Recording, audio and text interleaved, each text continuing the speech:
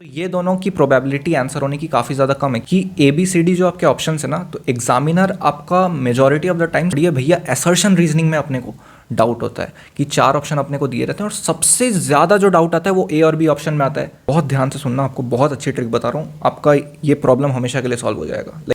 So hello everyone, this is Kushal Sarkar और आज की इस वीडियो में हम लोग बात करने वाले हैं कि कैसे आप एक बहुत ज़्यादा लॉजिकली, बहुत ज़्यादा अच्छी तरीके से एंड बहुत इंटेलिजेंट तरीके से गेस वर्क कर सकते हैं। नाउ इस वीडियो का मोटिव ये नहीं है कि मैं आपको कुछ तुक्का मारना सिखाऊं या कुछ आपको ऐसे शॉर्टकट्स बता दूं जिससे कि आपको पढ़ने की ज़रूरत ही ना पड़े, ठीक है।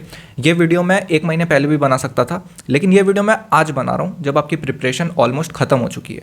तो जब आप अपने एग्जाम में जाओगे, ऐसे आपको जो बच्चा ढंग से पढ़ाई किया है, ऐसा हो सकता है कि तुमको 40 में से 35 क्वेश्चन एकदम श्योर शॉर्ट बन जाए, लेकिन कुछ क्वेश्चंस ऐसे हो सकते हैं जिसमें कि तुम्हारे पास में कुछ ना कुछ डाउट हो और समझ ना आ रहा हो, और वो बहुत ही नॉर्मल सी बात है, सबके साथ ऐसा होता है। तो इस वीडियो में मैं आपको प्रैक्टिकली वो टिप्स बताने वाला हूँ जो कि काफ़ी ज़्यादा रिसर्च के बाद में प्रूफ भी हो चुके हैं, और ये सारी चीज़ें मैंने अपनी पूरी प्रिपरेशन के दौरान में मैंने ये सारी चीज़ें एक्सपीरियंस की हुई है। इसके लिए आज वो सारी चीज़ें, सारे सीक्रेट्स मैं आपके साथ में शेयर करने वाला हूँ, और ये सारी चीज़ें तभी काम आएंगी जब आपकी मेजॉरिटी अच्छी प्रिपरेशन हो चुकी है एंड इस एंड मोमेंट में जब आप बेस्ट क्वेश्चन सॉल्व करो। आपकी प्रिपरेशन अच्छी नहीं भी है तो भी आप ढंग के क्वेश्चन सॉल्व करो। एंड ऐसा ही एक सेम स्टूडेंट नितिन हमारे पास में आया था, जिसकी 10 दिन पहले तक एकदम बहुत ही बेकार प्रिपरेशन थी एंड उसने फाइनली यंग माइंड्स एकेडमी से बेस्ट क्वेश्चंस प्रैक्टिस किए, ढंग से प्रैक्टिस करी, क्वालिटी क्वेश्चंस को प्रैक्टिस करा, ढंग से चीज़ों को एनालाइज करा, एंड आज 10 दिन बाद वो कॉन्फिडेंट है और उसके सैम्पल पेपर में काफ़ी ज़्यादा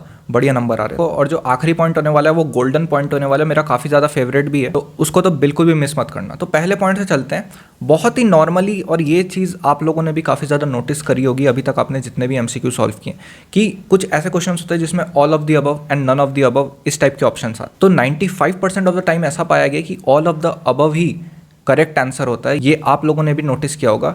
and none of the above भी काफ़ी बार आंसर होता है। बस नन ऑफ द अबव में आपको थोड़ा सा एनालाइज करना होता है कि ये ऑप्शंस कहीं ना कहीं क्वेश्चन से मिसमैच हो रहे हैं कि नहीं, और अगर मिसमैच हो रहे हैं, आपस में कुछ रिलेशन नहीं है, तो नन ऑफ द अबव ही 100% उसका आंसर होगा। तो अगर कुछ भी समझ में ना आए, क्वेश्चन में डाउट हो, कुछ हो, तो और आपको वाइल्ड गेस लेना हो, तो definitely all of the above मार के निकल जाओ। अगली चीज़ आती है अवॉइड एक्सट्रीम आंसर्स। साइकोलॉजिकली ये चीज़ पाई गई है कि तो मान लो किसी क्वेश्चन में 4 ऑप्शन है, पहला आपका है -68, दूसरा है 2, तीसरा है 10 और चौथा है मान लो 386।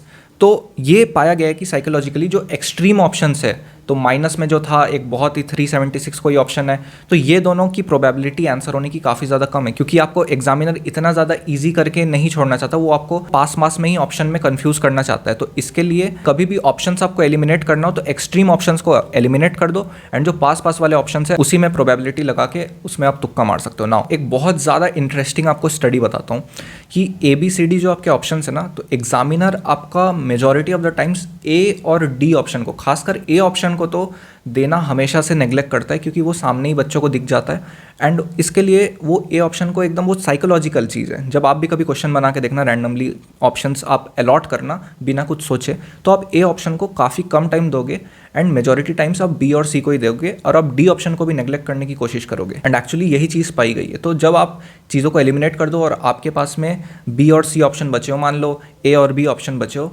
तो majority of the times B option आपका आंसर होगा। नाउ मैं ये चीज़ नहीं बोल रहा कि ये हर केस में ट्रू है, मैंने आपको वीडियो के स्टार्टिंग में ही बोल दिया कि आपको जो आपका मेजॉरिटी आपकी तरफ से पढ़ाई हो जानी चाहिए। उसके बाद अगर आपका कोई क्वेश्चन नहीं बनता है, आपको गेस करना है, तभी ये सारी प्रोबेबिलिटीज़ देख के आप एक गेस वर्क ले सकते हो। अगली चीज़ आती है टू कंप्लीटली ऑपोजिट ऑप्शंस। अब जैसे कि मैं आपको एक एग्जांपल देता हूँ, मान लो कि एक ऑप्शन में आपको दिया है √2 is an irrational number, and एक ऑप्शन में दिया आपको √2 is not an irrational number.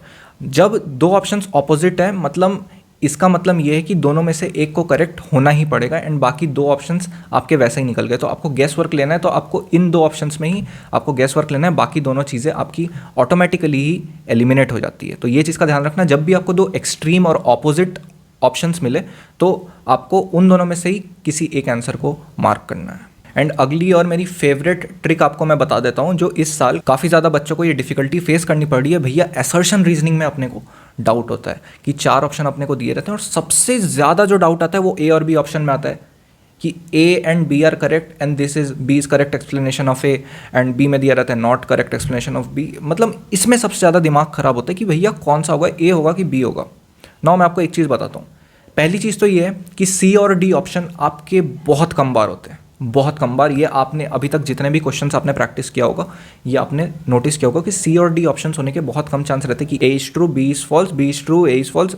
ये वाले ऑप्शंस होने के बहुत कम प्रोबेबिलिटी रहती है। एंड अगर वो ऑप्शन हुए भी तो आप उसको बहुत अच्छी तरीके से आइडेंटिफाई कर लेते हो, उसमें आपको प्रॉब्लम नहीं आती, उसमें आपको कन्फ्यूजन नहीं आती, तो उसमें आपको ट्रिक की ज़रूरत नहीं है ना। इतना तो आपको पढ़ाई करना ही पड़ेगा ताकि आप उतना तो आइडेंटिफाई करो। ऐसा तो कोई आपके साथ जादू नहीं हो सकता कि बस आप टिक मारो और कोई तुक्का मार के आपका सही हो जाए। तो उतनी चीज़ आप आइडेंटिफाई कर लोगे। एंड जब भी सी एंड डी ऑप्शन होगा, दोनों में से कोई भी एक फॉल्स होगा, वो आपको पता चल जाएगा एंड आप सी एंड डी में से कुछ भी मार्क करके आगे निकल जाओगे। नाउ ए और बी में आपको कैसे आइडेंटिफाई करना है कि कौन सा होगा। कोई एसर्शन दिया है और जो रीजनिंग दी है, बहुत ध्यान से सुनना, आपको बहुत अच्छी ट्रिक बता रहा हूँ, आपका ये प्रॉब्लम हमेशा के लिए सॉल्व हो जाएगा। लाइक आगे भी आप काफ़ी एग्जाम दोगे, उसमें भी ये चीज़ आपको काफ़ी हेल्प करेगी। तो जब आपका जो रीज़न दिया हुआ है उसको थोड़ा सा बदल के देखो। आप रीज़न में कुछ भी थोड़ा बहुत भी आप चेंज करके देखो। जो भी स्टेटमेंट दी हुई है ना, चाहे वो मैथ्स का अगर वो क्वेश्चन है तो उसमें आप कुछ प्लस माइनस इंटू डिवाइड, उसमें आप कुछ चेंज करके देखो। अगर कोई साइंस का क्वेश्चन दिया हुआ है तो उसमें कुछ फैक्ट आप बदल के देखो। कुछ एसएसटी का क्वेश्चन दिया उसमें आप कुछ फैक्ट बदल के देखो। एंड फिर देखो कि क्या एसर्शन का मीनिंग बदल रहा है। ध्यान से सुनना कि उसमें रीज़न बदलने से क्या एसर्शन में कोई चेंज आया या एसर्शन अभी भी वही है जो वो है। अगर चेंज करने के बावजूद भी एसर्शन वैसा का वैसा है, मतलब दोनों में कोई रिलेशन नहीं है, आपको बी ऑप्शन मारना है। एंड अगर उसमें थोड़ा सा भी चेंज करने से ए पे इफेक्ट पड़ता है, ए की मीनिंग पे कुछ इफेक्ट पड़ता है, तब आपको ए ऑप्शन मार्क करके आगे निकलना है। दोनों में डेफिनेटली एक रिलेशन है, क्योंकि उसमें कुछ हम बदल रहे हैं तो एसर्शन बदल रहे हैं, मतलब डेफिनेटली दोनों में कोई रिलेशन है, तो ए ऑप्शन उसमें सही हो जाएगा। अब कुछ सब्जेक्ट रिलेटेड टिप्स देते हूँ। जैसे मैथ्स में तो बेस्ट तो मैथ्स में ये है कि आप ऑप्शंस डाल के चेक करो। ये चीज़ मैंने बहुत डिटेल में आपको ट्रिग्नोमेट्री वाली MCQ ट्रिक्स की वीडियो में मैंने बता रखी है, वो वीडियो देखो अगर अभी तक नहीं देखे हो तो, काफ़ी ज़्यादा हेल्पफुल होगी। वो आप हर चैप्टर में अप्लाई कर सकते हो, सिर्फ ट्रिग्नोमेट्री में ही नहीं, उसी चीज़ को आप हर चैप्टर में अप्लाई कर सकते हो। ऑप्शंस डाल के चेक करना, एंड ये काफ़ी ज़्यादा यूजफुल चीज़ है। अगली चीज़ आती है साइंस में। साइंस में एक बहुत ज़्यादा अच्छी चीज़ आती है कि डायमेंशन एनालिसिस, कि आप ऑप्शंस में देखो कि क्या डायमेंशंस करेक्ट है। इसका मतलब क्या है कि अगर मेरे को पूछा है भैया वॉल्यूम निकाल लें, तो क्या मेरे को मीटर स्क्वायर दिया हुआ है कि मीटर क्यूब दिया है। ऐसा डेफिनेटली हो सकता है कि उसमें मीटर स्क्वायर दिया हो या मीटर दिया हो, और बच्चे क्या करते हैं उसको मार्क करके भी आगे निकल जाते हैं, ऐसे भी बेवकूफ़ी करते हैं। लेकिन सबसे पहले आपको ऑप्शन से एलिमिनेट करना है, तो जहाँ भी मीटर दिया है, मीटर स्क्वायर दिया, उसको तो पहले ही काट दो। एंड जहाँ भी मीटर क्यूब दिया हुआ है, मतलब वही वॉल्यूम की डायमेंशन है, उसको मार्क करो और आगे निकलो। सिंपल सी चीज़ें, अगर ऐसी चीज़ें आप दिमाग में रखोगे तो आपको कई बार तो क्वेश्चन सॉल्व करने की भी ज़रूरत नहीं पड़ेगी, क्योंकि 3 ऑप्शन आपको ऐसे दिख जाएंगे जिसमें कि यूनिट ही गलत दिया हुआ है, डायमेंशन ही गलत दिया हुआ है, एंड एक ही ऑप्शन होगा जिसमें कि सही यूनिट डायमेंशन दिया होगा, उसको मार्क करो और आगे निकलो। सिंपल। तो ये तो बात थी कि इंटेलिजेंट गेस वर्क कैसे करना है, लेकिन आपको नॉलेज ही नहीं होगी, आपका अभी भी प्रिपरेशन ख़राब है, तो ये सारी चीज़ें आपको बिल्कुल भी काम नहीं आने वाली, क्योंकि ये आपको तब हेल्प करेगा जब आप अपने तरफ से 100% एफर्ट दे दिए हों, एंड उसके बाद 110% एफर्ट्स के लिए ये सारी चीज़ें, ये सब स्मार्ट ट्रिक्स आपके लिए काम आती है। इनके भरोसे आप कभी भी एग्जाम में नहीं जा सकते हो। जब आपके 2-3 क्वेश्चंस में डाउट हो तभी आप ये सारी चीज़ें टैक्टिक्स को यूज़ कर सकते हो, नहीं तो आपका कोई काम नहीं आएगा। तो अभी भी टाइम है, 1 हफ्ता जितना भी दिन बचा है, अच्छे क्वेश्चंस की प्रैक्टिस करो, बेस्ट क्वेश्चंस की प्रैक्टिस करो। अगर नहीं है तो फिर बोल रहा हूँ, बहुत सारे बच्चों ने हमारे प्लेटफॉर्म में ज्वाइन करने के बाद इतना ज़्यादा इम्प्रूवमेंट दिखाया है पिछले कुछ दिनों में। इनफैक्ट 10-10 दिन में लोग पूरी मेहनत करके, जितने टेस्ट दिए गए हैं, जितने क्वेश्चंस दिए गए हैं, उनको दिन रात करके प्रैक्टिस कर रहे हैं, एंड काफ़ी ज़्यादा अपने में इम्प्रूवमेंट ला के एक टॉपर की डायरेक्शन में आगे बढ़ रहे हैं। तो अभी भी लेट नहीं हुआ है, सारी चीज़ें आप डिस्क्रिप्शन और कमेंट बॉक्स में जाके चेकआउट कर सकते हो। अब टाइम बिल्कुल भी नहीं रह गया है, वो फाइनल टाइम आ चुका है जब अपना बेस्ट दो। यही वो आखिरी टाइम है जब वो डिटरमाइन करेगा कि क्या आप सही में उस लेवल तक पहुंच पाओगे कि नहीं, आप जो डिज़र्व करते हो वो चीज़ अचीव कर पाओगे कि नहीं, अपनी और अपने पेरेंट्स की एक्सपेक्टेशंस पे खरा उतर पाओगे कि नहीं। तो इसलिए जान लगा दो या फिर जाने दो। Wish you all the very best.